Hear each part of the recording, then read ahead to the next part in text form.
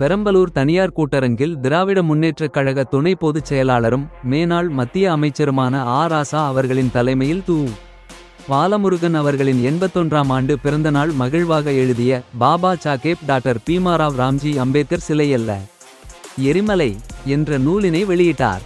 இந்நிகழ்வில் திமுக மாவட்ட செயலாளர் ஜெகதீசன், பொறியாளர் அணி துணை செயலாளர் பரமேஷ்குமார், பெரம்பலூர் முன்னாள் சட்டமன்ற உறுப்பினர் பிரபாகரன், க மண்டல செயலாளர் ஸ்டாலின், களத்தூர் தலைமையாசிரியர் சுபா சிலம்பரசன், க மாவட்ட காப்பாளர் ஆறுமுகம், மாவட்ட செயலாளர் விசியேந்திரன் மற்றும் பலர் கலந்து கொண்டு நூல் வெளியீட்டு விழாவினை சிறப்பித்தனர்.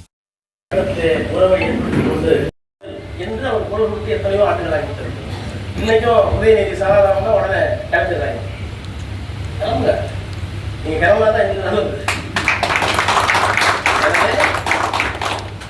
இந்த அருமையான பணியை ஓய்வுக்கு பிறகு செய்திருக்கிறார் என்றால், பொதுவாகவே இந்த வார்த்தையை பணி நிறைவுன்னு சொல்லணும். ஓய்வு பெறுறோம்னா எப்படி ஓய்வு பெற முடியும்? அவர் ஓய்வு பெற்று இருந்தா அப்பதான் வந்துருக்குமா? அதான் ஒரு சொல்லுவாங்க கதை. ராத்திரி 12 மணிக்கு வெள்ளக்கார ஆலோசனை சொல்றதுக்காக காந்தியை கூப்பிட்டாங்க. உண்மையா போய் தெரியாது, அப்பெல்லாம் கதை. காந்தியை கூப்பிட்டாங்க, காந்தி தூங்கிட்டாரு சொன்னாங்க. நேரு கூப்பிட்டாங்க, நேரு தூங்கிட்டாங்க. சரி, அம்பேத்கர் கூப்பிட்டு ராத்திரி 12 பண்ணாங்க. உடனே வந்தாரு. நேரு கூப்பிட்டா வரல, காந்தியை கூப்பிட்டா வரல, அம்பேத்கர் கூப்பிட்டு வந்தீங்கன்னாங்க. அவங்க 2 பேரும் இருக்கிற சமூகம் எல்லாவற்றையும் பெற்று விழித்துக் கொண்ட சமூகம். அவர்கள் தூங்குகிறார்கள். என்னுடைய சமூகம் இன்னமும் தூங்கி கொண்டிருக்கிறார்கள்.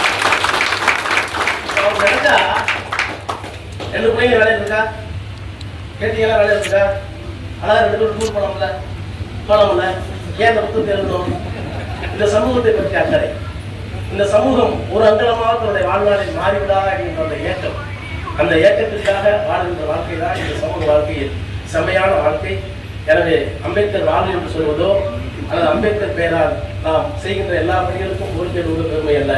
அம்பேத்கர் என்ன சொன்னாரோ அதை செய்து காட்டுகின்ற பணியை எல்லோரும் செய்வதற்கு முன்வாருங்கள்.